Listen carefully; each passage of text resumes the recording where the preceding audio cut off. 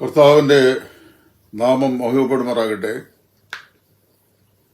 ഇടയ്ക്ക് മറ്റ് ചില വിഷയങ്ങളൊക്കെ കൈകാര്യം ചെയ്യേണ്ടി വന്നതുകൊണ്ട് യാക്കോബിന്റെ ലേഖന പഠനം 14-ാമത്തെ എപ്പിസോഡിന് ശേഷം അത് ടെലികാസ്റ്റ് ചെയ്യുവാൻ സാധിച്ചില്ല. ഇന്ന് നമ്മൾ 15-ാം അധ്യായത്തിലേക്കാണ് പ്രവേശിക്കുന്നത്. 15-ാം അധ്യായം 15-ാമത്തെ എപ്പിസോഡ് 3-ാം അധ്യായത്തിന്റെ 1 മുതൽ 12 വരെയുള്ള വാക്യങ്ങളുടെ ഒരു ചെറിയ സാരാംശമാണ് പറയാൻ ആഗ്രഹിക്കുന്നത്. വളരെ വിസ്തൃതമായ ഒരു സ്റ്റഡിയിലേക്ക് പോയാൽ അനേക എപ്പിസോഡുകൾ കൊണ്ട് മാത്രമേ ഈ ബുക്ക് തീർക്കാൻ സാധിക്കുകയുള്ളൂ. അതുകൊണ്ട് വളരെ അതിപ്രധാനമായിരിക്കുന്ന വിഷയങ്ങൾ മാത്രം കൈകാര്യം ചെയ്ത് ഈ ഓരോ ഭാഗത്തും പറയപ്പെടുന്ന കണ്ടന്റ് എന്താണെന്ന് വ്യക്തമായി സൂചിപ്പിച്ചുകൊണ്ട് മുമ്പോട്ട് പോകാനാണ് ആഗ്രഹിക്കുന്നത്. 3-ാം അധ്യായത്തിലെ വിഷയം ആദ്യത്തെ 1-ാം അധ്യായത്തിലും 2-ാം അധ്യായത്തിലും 2 പ്രത്യേക വിഷയങ്ങൾ നമ്മൾ പഠിച്ചു. ഒന്ന്, പക്വതയുള്ള ഒരു ക്രിസ്തീയ വിശ്വാസിയുടെ ലക്ഷണം എന്താണ്, അതാണ് 1-ാം അധ്യായം പഠിച്ചത്. ജീവിതത്തിന്റെ പരിശോധനകളോടും കഷ്ടതകളോടും അവനുള്ള മനോഭാവം ഒരു യഥാർത്ഥ ക്രിസ്തീയ വിശ്വാസി തന്റെ പക്വതയെ വെളിപ്പെടുത്തും. 2-ാം അധ്യായത്തിൽ നമ്മൾ പഠിച്ചത് ദൈവത്തിന്റെ വചനത്തോടുള്ള അനുസരണമാണ്. പ്രസംഗിക്കാനും പഠിപ്പിക്കാനും മാത്രമല്ല, പ്രസംഗിക്കുകയും പഠിപ്പിക്കുകയും ചെയ്ത കാര്യങ്ങൾ സ്വന്തം ജീവിതത്തിൽ അത് അനുസരിക്കുക എന്നുള്ളത് ഏതൊരു ക്രിസ്തീയ വിശ്വാസിയുടെയും പക്വമായ ക്രിസ്തീയ ജീവിതത്തിന്റെ ശരിയായ ലക്ഷണമാണ്. അത് കഴിഞ്ഞ് 3-ാം അധ്യായത്തിലേക്ക് വരുമ്പോൾ നമ്മുടെ ടങ്, അതായത് നാവിനെ സംബന്ധിച്ചാണ് അപ്പോസ്തലൻ പറയുന്നത്. ഇതിനെ 2ആയിട്ട് ഞാൻ വിഭജിക്കുന്നു. 1ഉം 2ഉം വാക്യങ്ങൾ യാക്കോബ് നൽകുന്ന പ്രബോധനം, 2-ാം ഭാഗം അതിന്റെ 3 മുതൽ 12 വരെയുള്ള വാക്യങ്ങൾ. ആ വാക്യങ്ങളിൽ യാക്കോബ് നൽകുന്ന 3 അതിപ്രധാനമാകുന്ന ദൃഷ്ടാന്തങ്ങൾ. അതിൽ ആദ്യമായി യാക്കോബ് ഇവിടെ പറയുന്നത്, സഹോദരന്മാരെ, അധികം ശിക്ഷാവിധി വരും എന്നറിഞ്ഞ് നിങ്ങൾ അനേകർ ഉപദേഷ്ടാക്കന്മാരാകരുത് എന്നാണ്. ഞാൻ മനസ്സിലാക്കുന്നത്, യാക്കോബ് കൂടി വരുന്ന പ്രാദേശിക സഭയിൽ, അല്ലെങ്കിൽ താൻ ആർക്ക് ഈ ലേഖനം എഴുതുന്നുവോ ആ സഭയിൽ പക്വതയില്ലാത്ത, ആത്മീകമായ വചനത്തോടുള്ള അനുസരണമില്ലാത്ത, തങ്ങൾ പ്രസംഗിക്കുന്നത് മാതൃകയാക്കാത്ത ചില റൈവലറീസ്, അതായത് എതിരാളികളായ ആളുകൾ ഉണ്ടായിരുന്നു. അവർക്ക് ആത്മീക യോഗ്യതയേക്കാൾ അധികം തങ്ങൾക്ക് ലഭിക്കുന്ന സ്ഥാനമാനവും പബ്ലിക്കിന്റെ മുമ്പാകെ അവർക്ക് ലഭിക്കുന്ന ബഹുമാനവുമായിരുന്നു. ഇത് യാക്കോബ് മനസ്സിലാക്കി. അതുകൊണ്ട് അത് അവരോട് പറയുകയാണ്, നിങ്ങൾക്ക് ഏറെ ബഹുമാനം ഈ വചന പഠനത്തിലൂടെ ലഭിക്കുന്നു എന്ന് തോന്നുമ്പോൾ അധികം ശിക്ഷാവിധിയാണ് നിങ്ങളുടെ ജീവിതത്തിലേക്ക് ഉണ്ടാകുന്നത്. അതുകൊണ്ട് എന്ത് ചെയ്യണം? നിങ്ങൾ വളരെ സൂക്ഷിക്കണം. പെട്ടെന്ന് അധികം ഉപദേഷ്ടാക്കന്മാരെ പെരുപ്പിക്കരുത്. ഉപദേഷ്ടാക്കന്മാരുടെ എണ്ണത്തിലല്ല, ഉപദേഷ്ടാക്കന്മാരുടെ ക്വാളിറ്റിക്കാണ് ഏറ്റവും പ്രാധാന്യം. അതില് താഴോട്ട് പറഞ്ഞു വരുമ്പോൾ യാക്കോബ് പറയുന്നു, നമ്മൾ പല കാര്യങ്ങളിലും തെറ്റിപ്പോകുന്നവരാണ്. അപ്പം അവർ പല കാര്യങ്ങളിലും തെറ്റുന്നു എന്ന് പറയുമ്പോൾ അദ്ദേഹം ചില വാക്യങ്ങൾ അവിടെ പറഞ്ഞിട്ടുണ്ട്. അവിടെ 3-ാം വാക്കിൽ പറയുന്നത്, കുതിരയെ അധീനമാക്കുവാൻ വായിൽ കടിഞ്ഞാനിട്ട് അതിന്റെ ശരീരം മുഴുവൻ തിരിക്കുന്നുവല്ലോ. കപ്പലും എത്ര വലുതായാലും കൊടുങ്കാറ്റടിച്ചോടുന്നതായാലും അമരക്കാരൻ ഏറ്റവും ചെറിയ ചുക്കാൻ കൊണ്ട് തനിക്ക് ബോധിച്ച ദിക്കിലേക്ക് അതിനെ തിരിക്കുന്നു. അങ്ങനെ തന്നെ നാവും ചെറിയ അവയവും എങ്കിലും വളരെ വമ്പ് പറയുന്നു, വലിയ കാടിന് അത് തീയെ പിടിപ്പിക്കുന്നു. അപ്പോൾ ഇവിടെ 3 ദൃഷ്ടാന്തങ്ങൾ അപ്പോസ്തലൻ പറയുകയാണ്. ആ ദൃഷ്ടാന്തം താഴോട്ട് നമുക്ക് ചിന്തിക്കാൻ സാധിക്കും. അതിലേക്ക് ഞാൻ പ്രവേശിക്കും മുമ്പ് മനസ്സിലാക്കേണ്ട വിഷയം, നാവിനെ എങ്ങനെ നിയന്ത്രിക്കാം എന്നതിന് യാക്കോബ് ദൃഷ്ടാന്തം പറയുകയാണ്. നമ്മൾ പത്രോസിന്റെ ജീവൻ തന്നെ നോക്കുകയും 4 സുവിശേഷങ്ങളിൽ നമ്മൾ അദ്ദേഹത്തെക്കുറിച്ച് വായിക്കുമ്പോൾ ക്രിസ്തുവിനോടുകൂടെ ആദ്യ യാമങ്ങൾ നടന്നിട്ടും വേണ്ടത്ര നിലയിലുള്ള ആത്മീക പക്വത ഈ പത്രോസിന് പ്രാപിക്കാൻ കഴിഞ്ഞില്ല. ആ സമയത്ത് അപക്വമായിരുന്ന വാക്കുകൾ പത്രോസിന്റെ ജീവിതത്തിൽ തുടർമാനമായി നമുക്ക് സുവിശേഷങ്ങൾ കാണാൻ കഴിയുന്നുണ്ട്. എന്നാൽ പരിശുദ്ധാത്മാവായ ദൈവത്തിന്റെ പ്രത്യേകമായ ശക്തി പെന്തിക്കോസ് നാളിൽ അദ്ദേഹത്തിന്റെ മേൽ വന്നതു മുതൽ അദ്ദേഹം വളരെ ഡിസിപ്ലിൻഡായ, വളരെ വളരെ തെളിവോടുകൂടി മാതൃകയുള്ള ഒരു ക്രിസ്തീയ വിശ്വാസിയായി, ഒരു ശുശ്രൂഷകനായി മാറുന്നതായിട്ട് നമുക്ക് കാണാൻ കഴിയുന്നു. ഇതിന്റെ ദൃഷ്ടാന്തമാണ് 3-ാം അധ്യായത്തിന്റെ 3 മുതൽ 12 വരെയുള്ള വാക്യങ്ങൾ അപ്പോസ്തലൻ പറയുന്നത്. നാവിന്റെ അതിപ്രധാനമായിരുന്ന 3 ചിത്രങ്ങൾ അല്ലെങ്കിൽ 3 ദൃഷ്ടാന്തങ്ങൾ ഇവിടെ പറയുന്നു. പവർ ടു ഡയറക്റ്റ്, അതായത് നമ്മളെ നിയന്ത്രിക്കാൻ കഴിയുന്ന ഒന്നാണ് നാവ്. 2 അത് 3ഉം 4ഉം വാക്യങ്ങൾ. 5ഉം 6ഉം 7ഉം 8ഉം വാക്യങ്ങൾ പവർ ടു ഡിസ്ട്രോയ്, നാവിന് നശിപ്പിക്കുവാനുള്ള ശക്തി. പിന്നെ അതിന്റെ 9 മുതൽ 12 വരെ നാവ് കൊണ്ട് നമ്മെ സന്തോഷിപ്പിക്കുവാൻ, ആനന്ദിപ്പിക്കുവാൻ കഴിയുന്ന അതിന്റെ ശക്തി. Power to direct, power to destroy and power to delight. ഈ 3 ദൃഷ്ടാന്തങ്ങളാണ് അപ്പോസ്തലൻ അവിടെ പറയുന്നത്. ഇപ്പൊ പക്വതയുള്ള ഒരു വ്യക്തി വചനം പഠിപ്പിച്ചാൽ അല്ലെങ്കിൽ പഠിപ്പിക്കാതിരുന്നാൽ എന്തെല്ലാം സംഭവിക്കാം? അത് നാവിന്റെ ഈ ശക്തിക്ക് നിദാനമായ 3 ദൃഷ്ടാന്തങ്ങൾ എന്തൊക്കെയാണ്? അതിലൊന്ന്, കപ്പല് ഏറ്റവും വലിയ ഒരു ജലയാനമാണെങ്കിലും കപ്പിത്താൻ അതിന്റെ ചുക്കാൻ കൊണ്ട് തന്റെ ഇഷ്ടമുള്ള വഴിയിലേക്ക് അതിനെ നയിക്കുന്നു.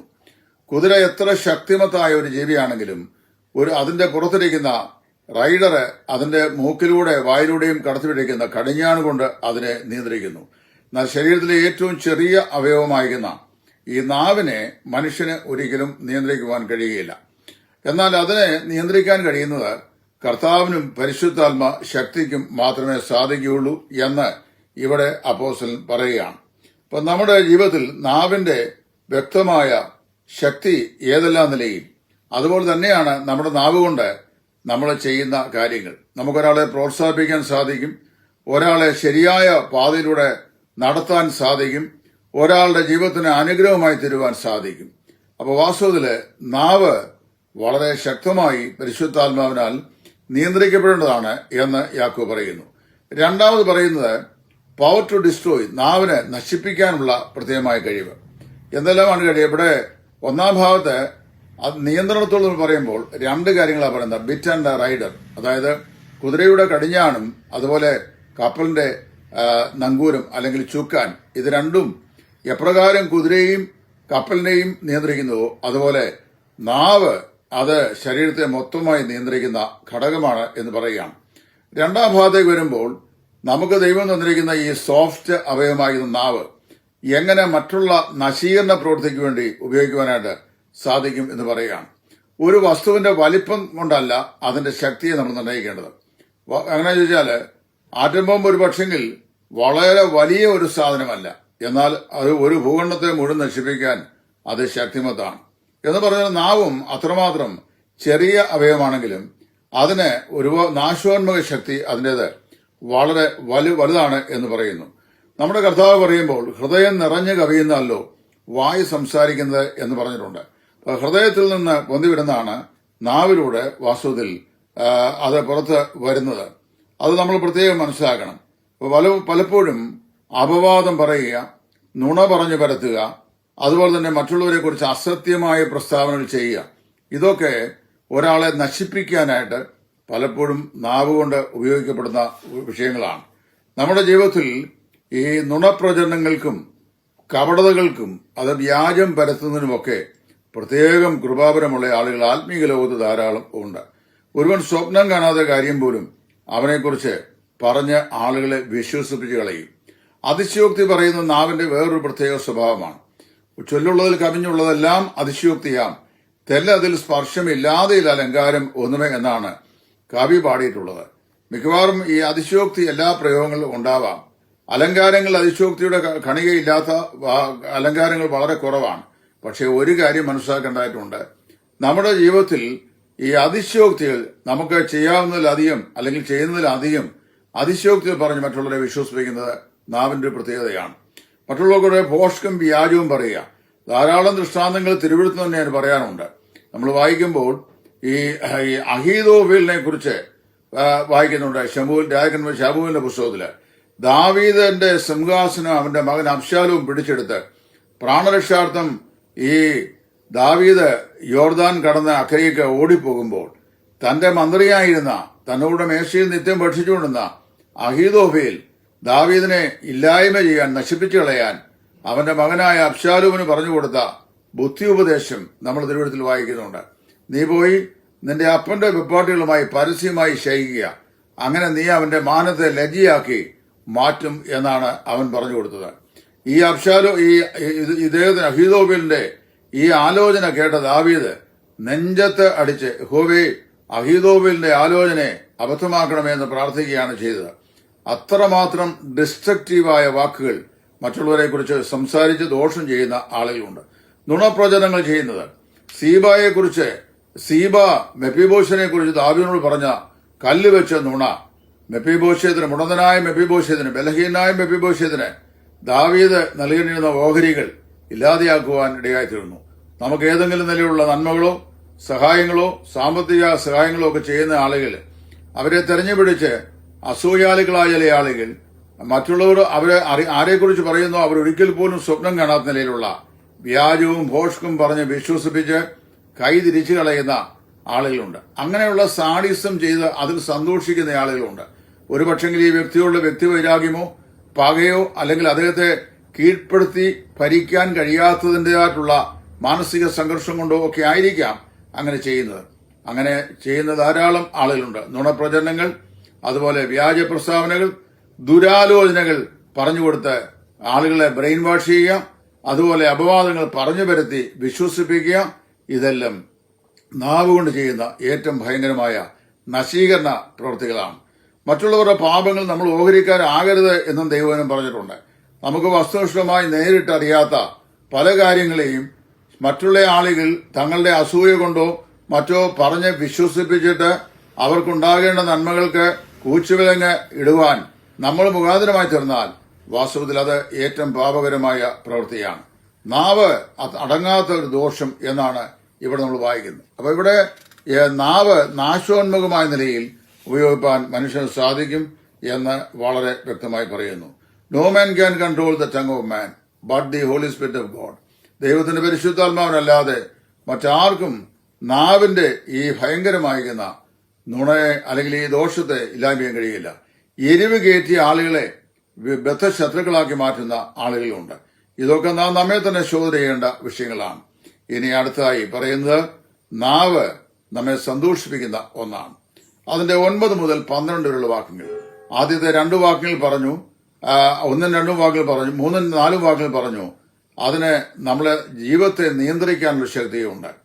കപ്പലിനെയും കുതിരയെയും കടിഞ്ഞാണുകൊണ്ടും ചുക്കാൻ കൊണ്ടും നിയന്ത്രിക്കുന്നു. നാവിനെ നിയന്ത്രിക്കാൻ പലപ്പോഴും സാധിക്കുന്നില്ല. 2, അതിന് നാശോന്മുഖ ശക്തിയുണ്ട്. ആറ്റം ബോംബിനേക്കാൾ അതികഠിനമാണ് എന്ന് പറഞ്ഞു കഴിഞ്ഞാൽ, ഒരിക്കൽ ആൽബർട്ട് ഐൻസ്റ്റീന് E=mc² എന്ന് പറയുന്ന ആറ്റോമിക് എനർജിയുടെ ആപ്തവാക്യം കണ്ടുപിടിച്ച് അദ്ദേഹം TNT പ്രയോഗം മറ്റും 1ാം ലോകമഹായുദ്ധത്തിൽ ചെയ്ത സമയത്ത് 2ാം ലോകമഹായുദ്ധത്തിന് വേണ്ടിയുള്ള ആറ്റം ബോംബിന്റെ നിർമ്മാണത്തിലേർപ്പെട്ടപ്പോൾ 1-2 ആളുകൾ അദ്ദേഹത്തോട് ചോദിച്ചു, ഇത് മാനവജാതിയെ സമ്പൂർണമായി സംഹരിച്ചു കളയുന്ന ഒരു പരിഭ്രമാജനകമായിരിക്കുന്ന ശാസ്ത്രീയ സത്യമല്ലേ എന്ന് പറഞ്ഞപ്പോൾ അദ്ദേഹം പറഞ്ഞു, ഇങ്ങനെയാണ്, ലോകാരംഭം മുതൽ ആറ്റം ബോംബ് കൊണ്ട് നശിക്കുന്ന മനുഷ്യരെക്കാൾ അധികം നാവിന്റെ വക്രത കൊണ്ട് ആളുകളെ നശിപ്പിച്ചിട്ടുണ്ട്. അപ്പൊ വാസ്തവത്തില് നുണപ്രചരണങ്ങള്, നാവിന്റെ വക്രത, ദോഷം സംസാരിച്ച് വിശ്വസിപ്പിക്കുക, ഇതൊക്കെ മനുഷ്യനെ സമ്പൂർണമായി നശിപ്പിച്ചു കളയുന്ന പ്രവണതകളാണ് എന്ന് പറഞ്ഞു. വാസ്തവത്തിൽ അങ്ങനെയുള്ള നാവിനെ നിയന്ത്രിക്കാൻ സ്വർഗത്തിലെ ദൈവത്തിന് മാത്രമേ സാധിക്കുള്ളൂ. 3ാമതായി പറയുന്നത് 9 മുതൽ 12 വാക്കിൽ നാവിന് നമ്മെ സന്തോഷിപ്പിക്കുവാൻ, ആനന്ദിപ്പിക്കാൻ സാധിക്കും. നമ്മൾ ഒരു വശത്ത് പാട്ട്, പ്രാർത്ഥന, പ്രസംഗം, പ്രബോധനം ഇവ കൊണ്ട് എന്ത് ചെയ്യുന്നു? നാം മറ്റുള്ളവരെ അനുഗ്രഹിക്കുന്നു. നമ്മുടെ പ്രസംഗങ്ങളൊക്കെ ആയിട്ട് മറ്റുള്ളവർ അനുഗ്രഹിക്കപ്പെടാൻ തക്കവണ്ണം പാടാറുണ്ട്, പ്രാർത്ഥിക്കാറുണ്ട്, പ്രബോധിപ്പിക്കാറുണ്ട്, പ്രസംഗിക്കാറുണ്ട്, ഇതെല്ലാം ചെയ്യാറുണ്ട്. മറുഭാഗത്ത് രഹസ്യമായി നമ്മുടെ ദേഷ്യം, നമ്മുടെ കോപം, നമ്മുടെ മനസ്സിന്റെ ഇഷ്ടമില്ലായ്മ ഇതുകൊണ്ടൊക്കെ നമ്മൾ എന്ത് ചെയ്യുന്നു? മറ്റുള്ളവരെ ശപിക്കുന്നു. ഇവിടെ യാക്കോബ് ഉപയോഗിക്കുകയാണ്, സഹോദരന്മാരെ, ഇങ്ങനെയായിരുന്നു നിങ്ങൾക്ക് യോഗ്യമല്ല. ഉറവിന്റെ ഒരേ ഉദരത്തിൽ നിന്ന് കയ്പും മധുരവും പുറപ്പെടുമോ? ഒരേ നാവ് കൊണ്ട് അനുഗ്രഹിക്കാനും ശപിക്കാനും എങ്ങനെ സാധിക്കും? വാസ്തവത്തില് ഒരു ക്രിസ്തീയ വിശ്വാസി യഥാർത്ഥമായ നിലയിൽ തന്റെ ജീവിതത്തിൽ അനുഗ്രഹം പുറപ്പെടുവിക്കുന്ന നാവ് അനുഗ്രഹം പുറപ്പെടുവിക്കുന്നതാണ്. അവിടെ തന്നെ ശാപവും പാടില്ല.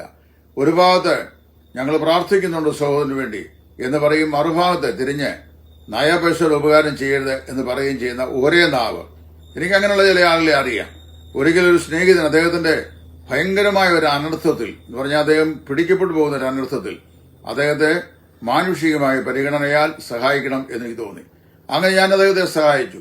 അദ്ദേഹത്തിന്റെ വീട്ടിലും ഞാൻ ചെന്നു. അദ്ദേഹത്തെ ആ വൈദ്യറിൽ നിന്ന് രക്ഷിക്കാൻ ആവശ്യമായ ക്രമീകരണം ചെയ്തു. അങ്ങനെ ഞാൻ ചെയ്ത് ആ പടിക്കുന്ന ഇറങ്ങി കഴിഞ്ഞപ്പോൾ ഒരാള് അദ്ദേഹത്തെ വിളിച്ചു. എന്റെ ഫോൺ നമ്പർ ചോദിച്ചു, ശുശ്രൂഷയ്ക്ക് വേണ്ടി. ഉദാഹരണം പറഞ്ഞാണ്, ഒരു ശുശ്രൂഷയ്ക്ക് വേണ്ടി. അപ്പൊ അതേ നാവ് കൊണ്ട് പറഞ്ഞെന്താ അറിയാമോ? 7 അയലത്ത് അടുപ്പിച്ചേക്കരുതെന്നാണ്. ഇത് കേട്ടുകൊണ്ട് വേറൊരു സഹോദരൻ അവിടെ ഉണ്ടായിരുന്നു. അദ്ദേഹത്തിനോട് പറഞ്ഞു. എനിക്ക് അദ്ദേഹത്തോട് യാതൊരു വിരോധമില്ല. കാരണം അറിയാമോ, ഇങ്ങനെയുള്ള നാവ് കൊണ്ട് ഒരു ഭാഗത്ത് അനുഗ്രഹിക്കുകയും മറുഭാഗത്ത് ശപിക്കുകയും ചെയ്യുന്ന ആളുകൾ, അല്ലെങ്കിൽ ദോഷം ചെയ്യുന്ന ആളുകൾ, മനുഷ്യൻ വിതയ്ക്കുന്നത് തന്നെ പോയി അവനവന്റെ ജീവിതത്തിൽ ഇതെല്ലാം അനുഭവിച്ചിട്ട് ഇവിടുന്ന് പോകാനായിട്ട് സാധിക്കുള്ളൂ. ആത്മീകരായി അഭിനയിക്കാൻ നമുക്ക് സാധിക്കും. ആത്മീകരാകാൻ വളരെ പ്രയാസമുണ്ട്. ആത്മീകരായാൽ എന്താ ചെയ്യുന്നത്? നമ്മളെ വാസ്തവത്തിൽ നമ്മളെ ശപിക്കുന്നവരെ, ദുഷിക്കുന്നവരെ, ദോഷം ചെയ്യുന്നവരെ തിരിച്ച് ശപിക്കുകയോ ദുഷിക്കുകയോ ചെയ്യുകയല്ല. ദൈവം അവരെ അനുഗ്രഹിക്കട്ടെ എന്ന് പറഞ്ഞ് ശാന്തമായി ഇരിക്കുക. ദൈവം അതിനുള്ള ക്രമീകരണമൊക്കെ ചെയ്തുകൊള്ളും. ഇങ്ങനെയുള്ള ഈ 3 ദൃഷ്ടാന്തങ്ങൾ കൂടെ 6 സാധനപാഠങ്ങൾ നമ്മുടെ മുമ്പാകെ അവതരിപ്പിച്ചുകൊണ്ട് ഇവിടെ യാക്കോബ് തന്നെ പറയുകയാണ്. എന്താ ചെയ്യുന്നത്? നാവ് അത് വാസ്തവത്തിൽ ജീവിതത്തെ നിയന്ത്രിക്കുന്നതാണ്. നാവ് അത് മറ്റുള്ളവർക്ക് ദോഷം ചെയ്യുകയും നശിപ്പിക്കുകയും ചെയ്യാൻ ഉപയോഗിക്കാൻ കഴിയും. അപ്പോൾ തന്നെ നാവ് കൊണ്ട് നമുക്ക് മറ്റുള്ളവരെ സന്തോഷിപ്പിക്കാനും ആനന്ദിക്കാനും സാധിക്കും. ഒരു വൃക്ഷത്തെക്കുറിച്ച് ആഗ്രഹിക്കുന്നത് അത് യോഗ്യമായ ഫലം, യോഹന്നാന്റെ ഭാഷയിൽ പറഞ്ഞാൽ മാനസാന്തരത്തിന് യോഗ്യമായ ഫലം കായ്ക്കണം എന്നാണ്. നല്ല വൃക്ഷം നല്ല ഫലവും ആകാത്ത വൃക്ഷം ആകാത്ത ഫലവും പുറപ്പെടുവിക്കുന്നു. പ്രിയമുള്ളവരെ, നമ്മിൽ വിശ്വാസികൾ എന്ന് അഭിമാനിക്കുന്ന നിരവധി ആളുകളും ദൈവവചനത്തിന്റെ സൂക്ഷ്മമായ പരിശോധനയിൽ കൂടെ വിശ്വാസികൾ അല്ല എന്ന് മനസ്സിലാക്കാൻ കഴിയും. എങ്ങനെയാ മനസ്സിലാക്കാൻ കഴിയുന്നത്? അവരുടെ മനോഭാവം, അവരുടെ വാക്കുകൾ, അവരുടെ നശീകരണ പ്രവൃത്തി, അവർ ചെയ്യുന്ന ശാപവാക്കുകൾ, ഇതൊക്കെ കാണുമ്പോൾ നമുക്ക് അവർ യഥാർത്ഥത്തിൽ ദൈവവചനം പറയുന്നതിലുള്ള വിശ്വാസികൾ അല്ല. ഏതെങ്കിലും ഒരു സഭാകൂടിയവരുടെ അംഗങ്ങളായിരിക്കാം, പക്ഷേ വിശ്വാസികളല്ല എന്ന് മനസ്സിലാക്കാൻ സാധിക്കും. ഇവിടെ യാക്കോബ് 3:1 മുതൽ 12 വരെയുള്ള വാക്യങ്ങളിൽ ഈ 2 കാര്യങ്ങളാണ് അപ്പോസ്തലൻ നമ്മെ അനുസ്മരിപ്പിക്കുന്നത്. ദൈവം നമ്മെ അനുഗ്രഹിക്കട്ടെ. ഇതിന്റെ 2ാം ഭാഗം അടുത്ത എപ്പിസോഡിൽ അവതരിപ്പിക്കാം എന്ന് ആഗ്രഹിക്കുന്നു. കർത്താവിന്റെ നാമം മഹത്വപ്പെട്ട് ഈ ചിന്ത നിങ്ങൾക്ക് കൂടുതൽ ഇതേ സംബന്ധിച്ച് പഠിക്കാനും അത് വിപുലപ്പെടുത്താനും അത് പ്രയോജനപ്പെടുത്തുവാനും ദൈവം സംഗതിയാക്കട്ടെ എന്ന് പ്രാർത്ഥിക്കുന്നു. ദൈവനാമം മഹത്വപ്പെടട്ടെ.